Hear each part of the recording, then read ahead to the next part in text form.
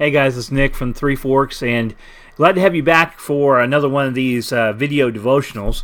And I thought just for a few minutes that we spend in this, that we'll talk about the importance of the Word of God. Now, there's a lot of places and a lot of things that we could say along those lines, but I thought a great place to turn would be back to the Psalms, and particularly Psalm 119, one of David's Psalms. So I'm going to pull it up on the screen here beside me, and we'll consider a section of that as we think about the importance of the Word of God. And we're here in Psalm 119, and we're going to be looking at verses 97 through 104, though there are other places in this psalm that would make this same point about the importance of the Word of God. It is something that maybe we observe from time to time, even in our own life, that the Word of God we know is important, but for some reason it becomes almost a side issue or a side thing in our life. More like we have these main courses in our world and it's only an elective. And unfortunately that's to our detriment, not just spiritually, but also in every aspect of our life.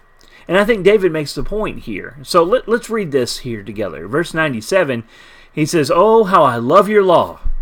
It is my meditation all the day. You, through your commandments, make me wiser than my enemies, for they are ever with me. I have more understanding than all my teachers, for your testimonies are my meditation.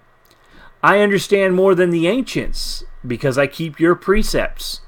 I have restrained my feet from every evil way, that I may keep your word. I have not departed from your judgments, for you yourself have taught me. How sweet are your words too, my taste sweeter than honey to my mouth. Though your precepts I get, through your precepts I get understanding, therefore I hate every false way." Now, just the beauty of the poetry here alone is something to make note of. But the message here is certainly what we're most interested in. David said that your law is, he said, "Lord, your law is my meditation." He says, "My meditation all day." In other places in this particular psalm, he says he meditates on it day and night, and on the night watches. And he emphasizes that several times. But he says for a reason in this text, and that's really what I wanted to come to this particular section of it for. Because he talks about the importance of the Word of God, not just spiritually, but the consequences that play out in his life every day. And maybe that's where the disconnect is sometimes in our own life. That we see this as a good thing, a healthy thing, an important thing, but we rarely take it from the spiritual into our everyday life and see the importance there.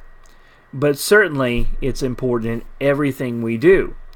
As David said, he says, "Through your commandments make me wiser than my enemies." That is meditation in the commandments of God. Make him wiser than his enemies. He carries the Word of God with him everywhere, and when he has to deal with and contend with those who are against him, he's equipped. He's ready. He's wiser even than his opponents. And you and I are going to face many enemies in this world. David often faced enemies that were looking to take his life, to come at him at war or something of the like. You and I you may not face those, though unfortunately some still in this day do. But we're going to face those who want to run us down. They want to destroy what we stand for. There are some who might even try to show violence towards us. And yet, are we equipped for that day? David said he was equipped because the meditation of his day was the law of God.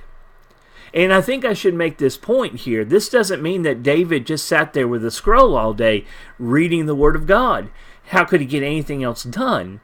But it was the constant meditation. It was a constant rumination in his mind, in his thoughts, in his prayer life, as he continued not only to read, but to think about and to study and to implement those things in his life. It became his meditation, his focus. So you, he says to God, through your commandments make me wiser than my enemies, for they're ever with me. He recognized that God was shaping him through those commandments to be able to stand in that day. Then he goes on to say a couple more things that I think are of really significant importance here in talking about the importance of God and maybe the practical importance of God, His wisdom, that is. He says in verse 99, I have more understanding than all my teachers, for your testimonies are my meditation. I understand more than the ancients because I keep your precepts. Now, all of us who are parents or have been parents want the best for our kids. And we want them to have a good education. Maybe we deem a college education even as a pathway to succeed in life. Though obviously that's not the only way to succeed, but that's not necessarily the point here. The point is we recognize that education is important. Matter of fact, I have had many conversations where, meaningful and caring parents talk about the workload that are on their kids from school and education. And usually it's to say, well, they're not going to be able to do this study or participate in this project when it comes to church or the Word of God because, well, they've got all this schoolwork to do. And certainly I am empathetic to that. Our kids do have a lot thrown on them. But look at what David said. I have more understanding than all my teachers. I understand better than the ancients. Why? Because he studies the Word of God and keeps the precepts of God. So sometimes we pass up the better to go after the good. Education is great, it's good, but education in the things of God is much, much better. And here, as we're talking about this, I want to encourage you and I want to remind you and me that it's not just about how many verses we read in a day. It's not about, how quickly we get through the New Testament or the Old Testament in a reading program.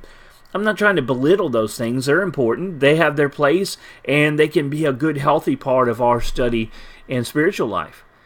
But what do we think about? Do we dwell on? Do we meditate on the things that God has said?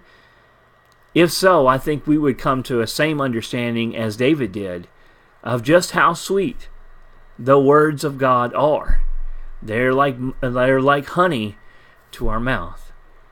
Again, this is Nick from the Three Forks Church of Christ, and I hope that you continue the passionate desire for God and continue to study, and I hope that your day is a blessed one.